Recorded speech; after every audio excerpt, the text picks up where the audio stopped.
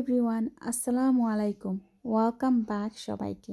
আপনাদের মধ্যে এমন সমস্যায় কেউ কি পড়ছিলেন কখনো যে আপনার মেশিন আগে যেরকম সাক করছিলেন এখন সেটা সাক করছে না, মানে স্লো সাক করছে, আর মেশিন চলতেছে একেবারেই সাক করতেছে না, ময়লা যেটা যে জায়গায় ছিল ওইভাবেই রয়ে গেছে, বাট মেশিন একেবারেই স্লো হয়ে গেছে। এই প্রবলেমগুলো সলভ করতেই আমার আজকের ভিডিও। চলেন শুরু করি। ইউজুয়ালি আমরা সবাই জানি ফিল্টার যখন পড়ে যায় তখন আমরা এটাকে এমটি করি, অ্যান্ড এটাই মনে করি অনেকে জাস্ট এতটুকুই ক্লিন।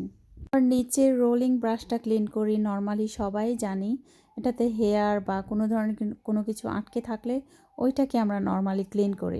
বাট কখনো কি এইভাবে প্রত্যেকটা পার্ট খুলে ক্লিন করে দেখেছিলেন? অবশ্যই দেখতে পাচ্ছেন ভিতরটা কত ময়লা হয়েছে, স্পেশালি স্পঞ্জের ফিল্টারটা একেবারে ব্লক হয়ে গেছে, যার কারণে এটা স্লো সাক করে। আমি যখনই ময়লা পরিষ্কার করতে চাই এটা সাকশন অনেক স্লো হয়ে গেছে আগের তুলনায়। মেশিনের প্রত্যেকটা পিস বাই পিসেস কিন্তু রিমুভ করা যায়, তো এটা খুবই ইজি, এবং আপনি দেখবেন যে যেই জায়গায় স্ক্রু লাগানো আছে ওই স্ক্রুগুলাকে খুলে নেবেন। যারা বিগিনার তাদেরকেই বলছি, আমরা এখনকার সময়ে কিন্তু সবাই সব কিছু মোটামুটি জানি, বাট যারা জানেন না তাদের জন্য আমি মনে করি যে একটু হেল্পফুল হবে, এজন্যই শেয়ার করছি।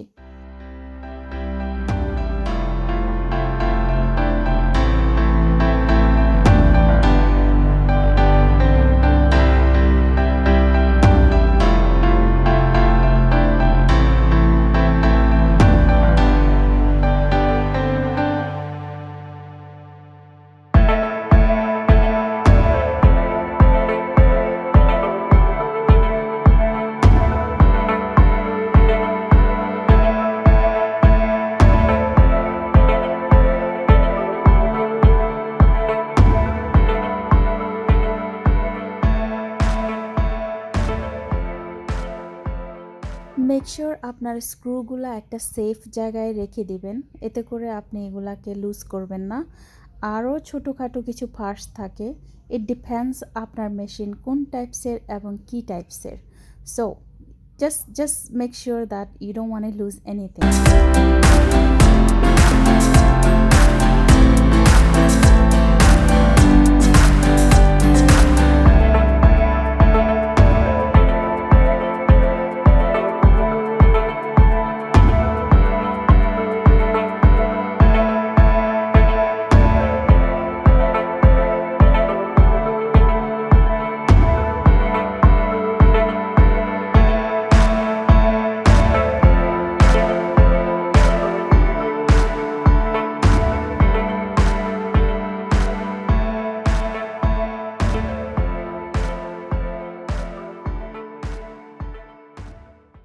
প্রত্যেকটা মেশিনের ভিতরেই এরকম ছোট বড় কিছু পাইপ থাকে, তো আমি আমার এটা পরিষ্কার করে নিচ্ছি এখন ব্রুম স্টিক দিয়ে।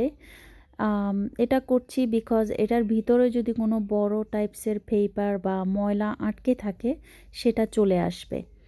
তো অনেক সময় এখানে বড় কোনো পেপার বা অন্য বড় ময়লা আটকে থাকলেও কিন্তু মেশিনের স্লো সাক করে।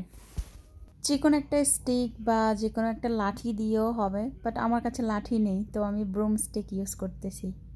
এখন আমি এগুলাকে ডিশ সোপ দিয়ে আর ঠান্ডা পানি দিয়ে ওয়াশ করে নিচ্ছি।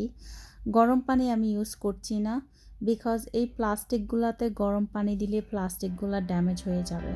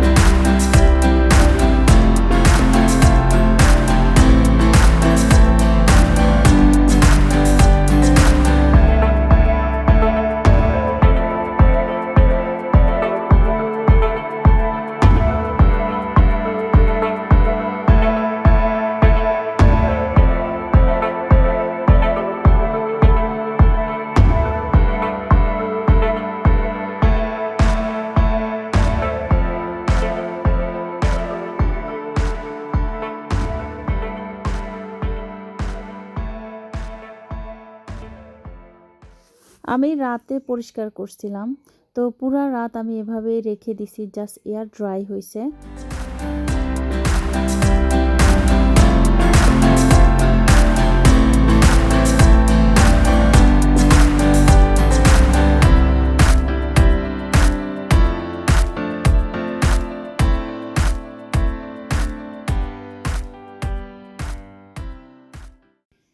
যেটা যেভাবে ছিল আমি ওইটা আবার ওইভাবে ব্যাক লাগিয়ে দিয়েছি এবং আমার অলমোস্ট ডান হয়ে আসছে।